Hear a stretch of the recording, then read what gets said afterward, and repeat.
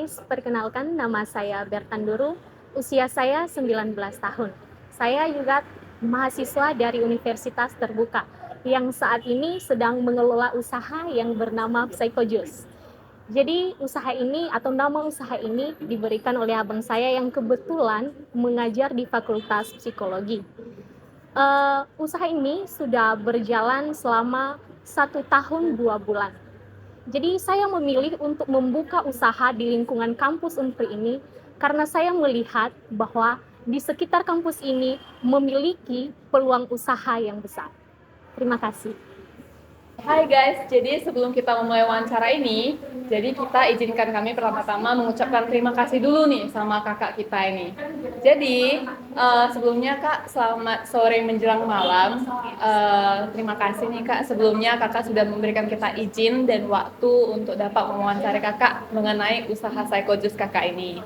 Nah sebelumnya tadi kan kita udah perkenalan nih usaha kakak. Nah, mungkin pada session kali ini kita bakalan melakukan wawancara nih dengan kakak ini mengenai perjalanan dia, seluk-beluk dia tentang usaha ini. Jadi guys, oleh karena itu tetap lihat video kita dan kita akan memulai sesi wawancara ini. Pertama-tama akan mulai dari saya akan menanyakan kakak terkait survei pasar. Nah, sebelumnya kakak sebelum memulai usaha Psychojus ini, apakah pernah melakukan survei pasar? Kalau pernah, apakah survei pasar itu yang membuat kakak memutuskan untuk berusaha Psychojus? Ya, sebelum saya memulai usaha Psychojus ini, jadi tentu sebelumnya kita sudah melakukan survei untuk memahami pasar dan juga kebutuhan konsumen yang ada di sekitar kampus. Jadi adapun survei yang sederhana yang telah kita lakukan ialah dengan mengajukan pertanyaan kepada beberapa mahasiswa, dosen dan juga staf mengenai kegiatan konsumsi mereka dan juga minuman kesukaan mereka. Jadi dengan survei ini saya melihat bahwa kebanyakan dari mereka menginginkan jus yang segar dan sehat. Jadi pada akhirnya dengan melakukan survei dan pengamatan ini, saya memutuskan untuk memulai membuka usaha ini, usaha jus. Nah, dari survei yang kakak buat sebelumnya, apakah eksekusi bisnis kakak sesuai dengan survei yang dilakukan sebelumnya? Ya, jadi survei yang telah dilakukan sebelumnya, puji Tuhan, sesuai dengan eksekusi bisnis yang telah dijalankan. Selanjutnya akan dilanjutkan oleh saya. Di sini saya ingin menanyakan kira-kira bagaimana sih tahapan di Psychojus, mulai dari bahan baku atau bahan mentah hingga jadi produk yang siap dijual ke konsumen. Jadi ada beberapa tahapan produksi dalam Psychojus ini dari bahan baku hingga menjadi produk yang siap dijual kepada konsumen. Jadi ada pun langkah-langkahnya yang pertama. Jadi yang pertama itu pemilihan bahan baku. Jadi setiap bahan baku yang kita beli dari pasar, tentu kita pertama-tama harus memilihnya dengan teliti untuk memastikan bahwa bahan baku yang telah kita pilih memiliki kualitas dan kesegaran. Baru yang kedua, membersihkan bahan baku. Jadi setiap bahan baku yang telah dibeli harus dibersihkan dan dicuci. Jadi setelah itu persiapan. Jadi dalam persiapan ini meliputi pengupasan buah, pemotongan buah, dan pemotongan buah dari biji-biji yang tidak digunakan ya, seperti mangga. Jadi bijinya nggak digunakan kan. Jadi setelah itu pengejusan. Jadi kita menjus buah ini dengan menggunakan blender. Jadi setelah itu dengan menambahkan bahan tambahan seperti es batu, gula, susu. Dan ini juga bisa disesuaikan dengan permintaan pelanggan. Kalau misalnya ada pelanggan yang meminta tidak usah dikasih es gitu kan, tidak usah dikasih gula. Jadi itu semua disesuaikan dengan permintaan pelanggan. Baru setelah itu pengemasan. Jadi dan tahapan yang terakhir penjualan. Jadi setelah jusnya dikemas, jusnya siap untuk dijual. Dan kita memastikan bahwa jus yang akan kita jual memiliki kualitas dan rasa. Dari produk yang udah siap dijual tadi, yang udah hingga sampai ke tangan konsumen, nah apakah kakak ada melakukan evaluasi secara berkala dari produk yang kakak jual ke konsumen ini? Nah, kalau misalnya kakak ada evaluasi, boleh kita tahu nggak evaluasi apa yang kakak lakukan biasanya? Dan gimana sih biasanya kakak cara mengevaluasi produk yang kakak jual ini? Ya, tentu dari setiap jus yang saya buat itu baik dari proses produksinya tetap saya melakukan evaluasi secara berkala. Jadi untuk memastikan bahwa kualitas dan efisiensi dari jus itu tetap terjaga, selalu terjaga. Jadi ada beberapa hal yang biasanya saya evaluasi. Yang pertama itu dari bahan bakunya dulu. Jadi saya memastikan bahwa bahan baku yang saya gunakan benar-benar segar. Baru yang kedua yang biasa saya evaluasi adalah proses produksinya. Jadi saya memastikan bahwa proses produksi jus ini benar-benar mengikuti langkah yang telah ditentukan, ya, seperti yang saya jelaskan tadi, dari pencucian buahnya, penambahan bahan tambahannya, baru pengemasannya. Baru yang ketiga, jadi yang biasa saya evaluasi adalah kualitas hasil akhirnya. Jadi biasanya kalau saya buat jus, mungkin perasaan ya bagi orang Cici, biasanya kalau saya buat jus selalu saya cicipi. Jadi selalu saya cicipi untuk merasakan apakah rasa jusnya sudah pas atau belum. Baru yang terakhir feedback dari pelanggan. Saya juga tetap menerima saran ataupun masukan dari pelanggan saya untuk mengevaluasi usaha ini. Kak, selanjutnya itu adalah pertanyaan dari saya. Di sini saya ingin tahu nih, ini kan kakak kan spesifikasinya kan buah nih. Jadi kalau buah ini ada nggak sih tempat langganan kakak untuk beli buah nih? Udah percaya kali lah nih pokoknya sama dia. Nah kalau misalnya di suatu saat di tempat ini nggak ada nih dia jual kosong, apa yang bakal kakak lakuin? Apakah kakak bakal cari ke tempat lain atau mungkin kakak lebih memilih untuk bilang ke pelanggan bahwasanya buahnya kali ini lagi kosong? Gimana ya kak ya? Jadi biasanya kalau supplier saya tidak menyediakan buah, jadi memang saya mencari supplier lain yang bisa menyediakan buah tersebut. Tapi kalau misalnya supplier tersebut juga tidak bisa menyediakan buah tertentu yang saya butuhkan, jadi strategi saya dalam menghadapi hal tersebut, saya menyesuaikan menu saya. Jadi kalau misalnya hari ini nggak ada mangga, saya bisa mengatakan kepada pelanggan saya, hari ini mangganya kosong ya kak, gitu.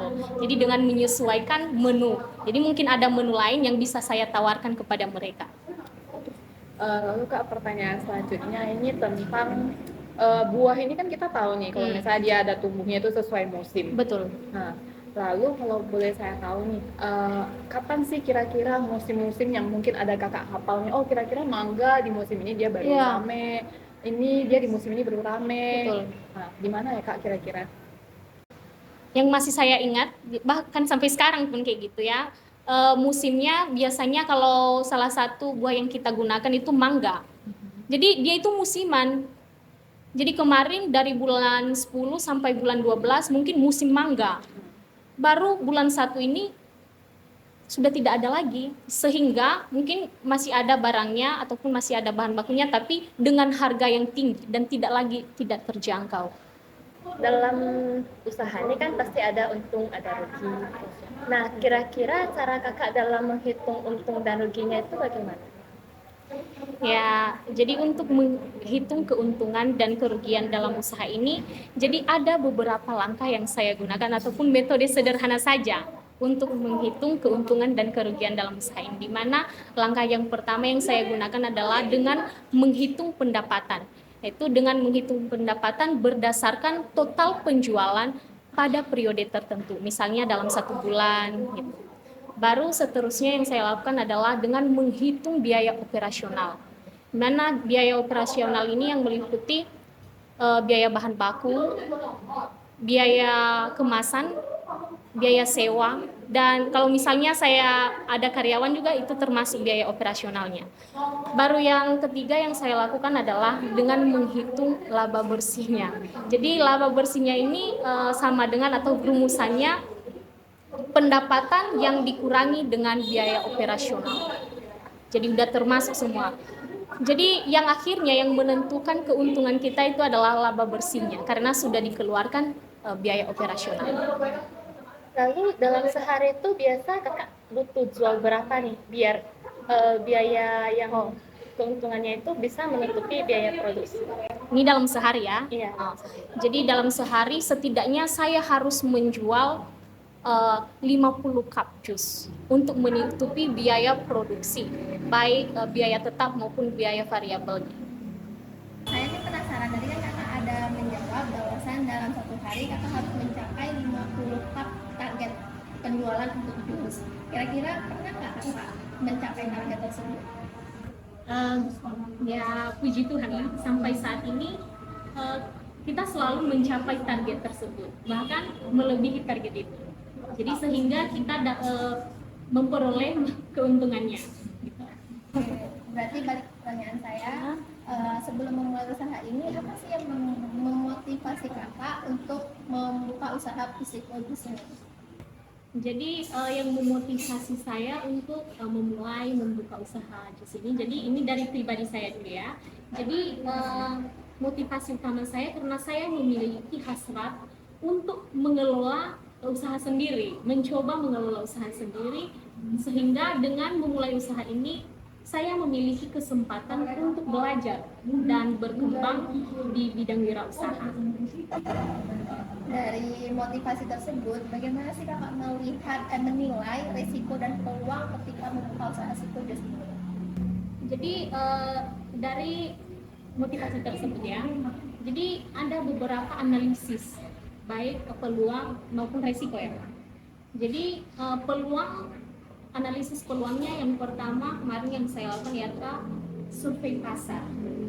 Jadi seperti yang saya katakan tadi, yang pertama kita telah melakukan survei terlebih dahulu dengan bertanya kepada beberapa mahasiswa, dosen ataupun staf tentang preferensi mereka mengenai minuman segar. Baru yang kedua, lokasi strategis. Jadi pertama kita harus menentukan di mana lokasi yang strategis untuk memulai usaha ini. Baru yang ketiga, analisis peluang yang telah saya lakukan ialah persaingan. Jadi sebelumnya kita juga perlu menganalisis persaingan ya yang ada di lingkungan kampus. Jadi untuk melihat kekuatan dan juga kelemahan sehingga kita bisa menawarkan produk yang memiliki keunggulan baik dari varian rasanya dan juga kualitasnya. Dan analisis resikonya, kita juga menganalisis resikonya di mana pada saat-saat karena bahan baku yang kita gunakan itu ada bahan baku tertentu yang tergantung dengan musiman. Jadi itulah resikonya dalam usaha ini. Jadi kalau misalnya nggak ada buah tertentu ataupun bahan baku tertentu, kita harus bisa menyesuaikan menu kita. Baru resiko yang kedua ialah dengan kenaikan harga bahan baku. Jadi dengan menganalisis resiko dan peluang usaha itu, kita bisa meminimalkan resiko yang akan terjadi. Selanjutnya saya ingin bertanya Kak, jadi saat Kakak ingin mulai berjualan nih, pasti dibutuhkan yang namanya bantuan mesin ya Kak, seperti blender. Nah, jadi apakah Kakak ada melakukan analisis dulu dan perbandingan terhadap mesin yang akan Kakak beli ini? Jika ada, apakah boleh dijelaskan lebih lanjut Kak? Analisis dan perbandingan apa yang Kakak lakukan saja sebelum membeli? Ya, jadi tentu sebelum saya membeli mesin-mesin ataupun peralatan yang saya butuhkan dalam usaha ini, sebelumnya saya melakukan analisis terlebih dahulu di mana saya membandingkan mesin-mesin dari berbagai merek. Jadi untuk memastikan bahwa saya mendapatkan peralatan yang tepat dan sesuai dengan kebutuhan bisnis saya. Di mana yang pertama, analisis yang saya lakukan ialah menganalisis ulasan dari beberapa orang yang telah menggunakan mesin tersebut dari berbagai mesin. Jadi ada saudara ataupun teman-teman saya bertanya tentang pengalaman mereka ketika menggunakan mesin tersebut. Baru yang kedua yang saya lakukan menganalisis kualitas dan kinerja mesin tersebut, mulai dari daya tahannya, kecepatannya, dan juga kemudahan dalam menggunakan mesin tersebut. Lalu bagaimana nih Kak pemeliharaan yang Kakak lakukan biasanya agar mesin-mesin ini tidak cepat rusak? Jadi pemeliharaan itu sangat penting ya untuk memastikan mesin bisa berfungsi dengan baik dan biar mesin itu juga berumur panjang ya. jadi pemeliharaan yang biasa saya lakukan yaitu dengan membersihkan mesin-mesin tersebut secara rutin dan memeriksanya secara berkala. Bagaimana kakak menentukan supplier untuk pengadaan bahan baku usaha kakak dan apakah ada kriteria khusus yang menjadi pertimbangan untuk kakak? Jadi untuk menentukan supplier dari bahan baku yang saya beli, tentu saya juga perlu melakukan seleksi untuk mempertimbangkan supplier saya dalam penyediaan bahan baku. Jadi yang pertama kriteria yang utama ialah kualitas bahan baku. Jadi saya mencari supplier yang bisa menyediakan bahan baku yang berkualitas dan segar. Baru yang kedua yang menjadi kriteria saya dalam pemilihan supplier ialah harga yang kompetitif. Jadi di mana saya juga membandingkan antara beberapa supplier untuk memastikan bahwa saya mendapatkan harga yang kompetitif tanpa mengorbankan kualitas dari bahan baku tersebut. Contoh nih kak, jika ada kenaikan harga bahan baku nih, kira-kira bagaimana strategi kakak untuk menjaga biaya produksi supaya itu tidak membebani usaha kakak? Jadi biasanya strategi yang saya gunakan ketika biaya bahan baku tertentu naik, yaitu yang pertama saya melakukan negosiasi dengan suppliernya. Mungkin dengan saya mengambil banyak bahan bakunya, mungkin dia bisa memberikan diskon ya kepada saya. Baru yang kedua dengan menyesuaikan menu yang saya jual dan menawarkan menu-menu yang lain atau harian yang lain. Kak, aku kan mau nanya nih, kan kakak kan bahan bakunya itu kan buah nih, kan bisa aja kan mengalami kerusakan. Nah, untuk mempertahankan kualitas buahnya nih kan kakak pasti menyimpan dong buah-buahnya. Bisa dijelaskan nggak kak, kakak simpannya di wadah apa? Jadi biasanya untuk mempertahankan ketahanan bahan baku kita, jadi bahan baku kita ini kadang berbeda-beda. Jadi ada beberapa bahan baku yang disimpan di suhu yang dingin dan juga ada beberapa bahan baku yang disimpan di tempat yang sejuk aja. Jadi biasanya wadah kalau misalnya ada beberapa bahan baku yang saya simpan, biasanya saya simpan di kulkas bagian chillernya dengan suhu antara 4 sampai 6 derajat Celcius. Terus kak, untuk bahan bakunya itu berapa lama sekali ya kak untuk menggantikannya itu? Jadi untuk mempertahankan kualitas dan kesegaran dari bahan baku yang kita gunakan, kita juga perlu memperhatikan masa penyimpanannya.